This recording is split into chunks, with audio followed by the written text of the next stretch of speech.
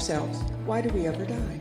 So let's answer it from a soul standpoint, and let's answer it from a theoretical, philosophical, spiritual standpoint. How's that sound? Okay. Most people die because they're in a genetic program that if you were truly living completely in the present moment, all of your attention and energy were in the present moment, then you would be out of the program. Yes or no? Where are you? I didn't want to lose contact. So it would make sense then that when your body is programmed into a predictable future based on what you've did in the past, then it's almost like a predetermined destiny. Yes or no? Another way to say it is you're rushing to your death. I don't know how else to say that. You get it? So imagine, as I said all week so far, the genes that have been signaled, and certain genes are more hardwired than others. And when you notice that tendency when you're at home and you want to get up and start your day and you got emails and you just go, oh, wait a second, and you come back to the present moment, that's unnatural. That goes against the program. And people lose their free will to a program, and all of a sudden now, the will is getting greater than the program. And they're literally changing the line of time. That's what we're doing. Are you with me still? Come on. Yes. So, there's not a lot of evidence that shows that people can be immortal, and yet there's an immortal gene. Cancer cells have the immortal gene signaled a lot of times. So then your will to live has to be greater than your fear of dying.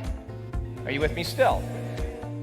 So then, if there's an immortality gene, then on some level it has to be selected and instructed. Yes or no? And there are fables, whether you believe them or not, historic figures, charismatic leaders, spiritual beings that have overcome death. Are you with me still?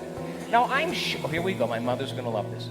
I'm sure that Jesus, the night before his crucifixion, I'm sure he wasn't saying, man, I'm just not up for this. I got a headache, I'm a little anxious, I'm a little worried. He took it on because that was his initiation.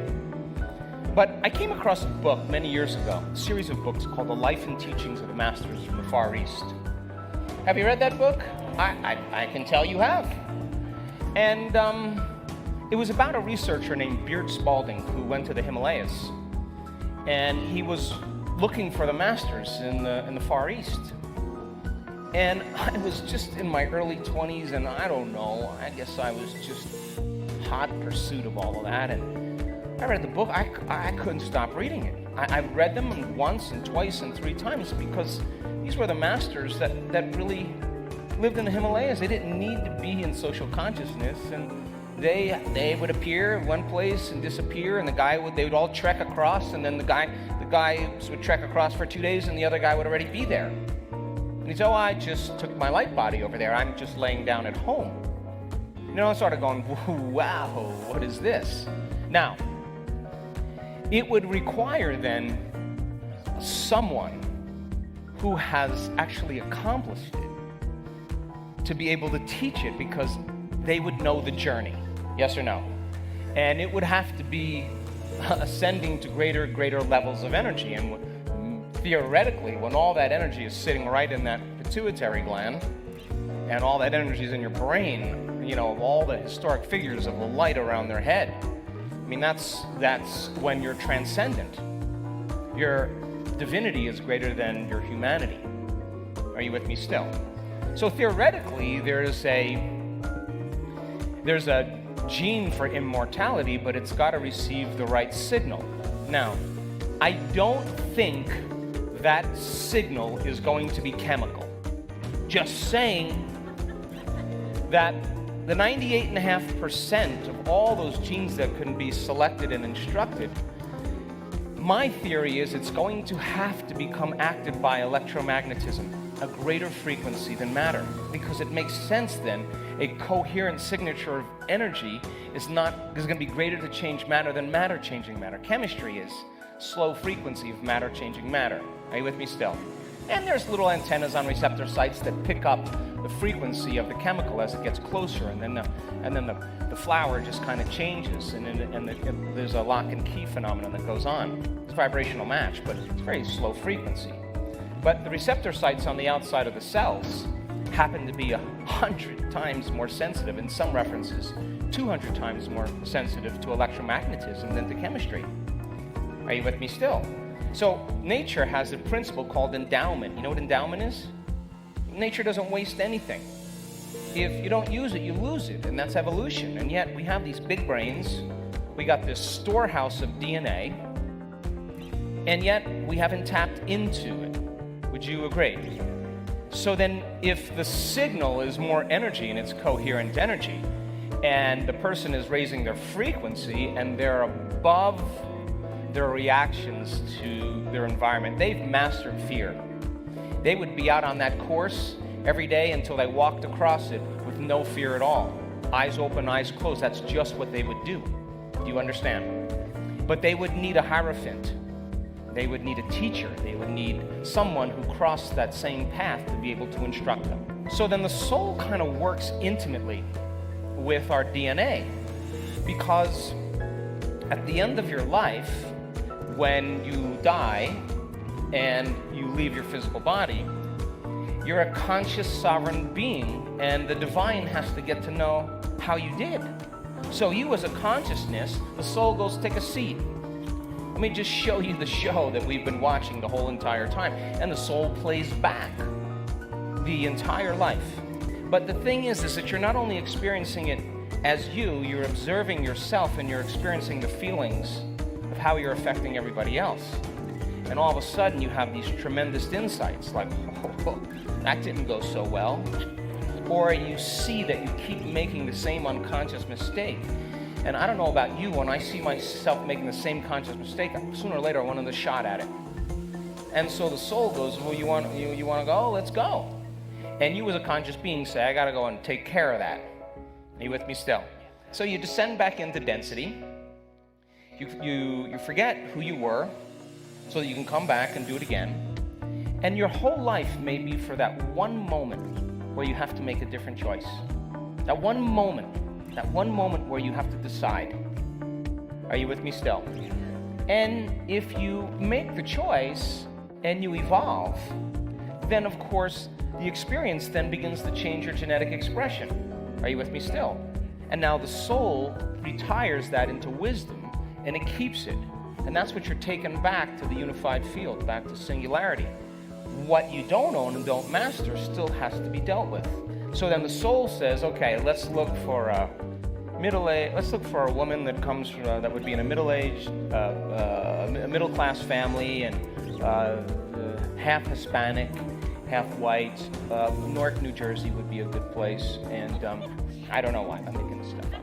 And let's make sure that she gets the pattern in the genes that's equal to the soul, and let's set up the conditions in the environment perfectly, so that that person can experience where they're limited.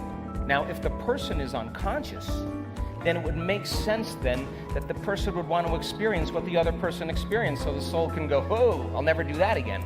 So in a sense then, it's not the personality that chooses the body or the parents, but it's the soul that chooses it. Does that make sense? But if a person gets caught in routine and gets lost in the quagmire of life, then the ego takes over and the soul is diminished. And now the person is doing their best to become a somebody, a someone, own something, be somewhere in some time. And of course, if that's the journey, and the person's not willing to find wisdom or look for truth, then they can play on that level for as long as they want until they're tired of it.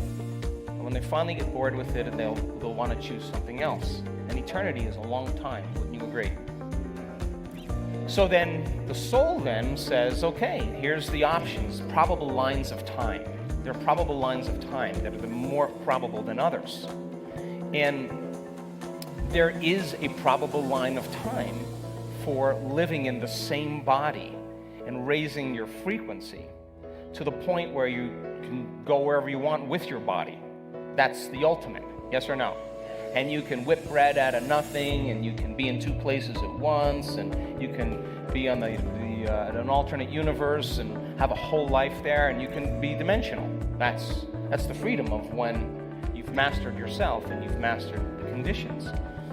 But most of us are headed in a certain timeline based on our genes and based on our own personal evolution. And that's what makes this time right now so powerful. This time right now is the age of information. And in the age of information, ignorance is actually a choice. And people are beginning to realize that I don't need a doctor to find out what my disease is. I don't need to go to the library or talk to my teacher. I can just find the information. People are starting to wake up to greater understandings, and that is starting to become the collective. And that collective energy in the field, the collective consciousness, the collective awareness is changing the future of humanity. Yes or no? And at the same time, past is crumbling. There is economic collapse, there's political collapse, there's religious collapse, there's environmental collapse, there's all of that is breaking down. Journalistic collapse. I mean, who watches the news and expects to hear the truth? I mean, it's just all falling apart, and it's becoming so obvious to people that all of a sudden they're realizing that the people that run the world or people that are in places of power are actually really, really worse off than you and I. And the only thing that has to happen is that we have to collectively become one mind. And when we collectively become one mind, we no longer are seduced by those things. And we are now like a flock of birds all moving in the same direction, and those fish all of a sudden moving as a school. Nobody's leading, everybody's leading. And now the awakening of this, even if we change little timelines just this week, we change lines of time, you change something about yourself, you are going to walk into a different future that is your genetic timeline.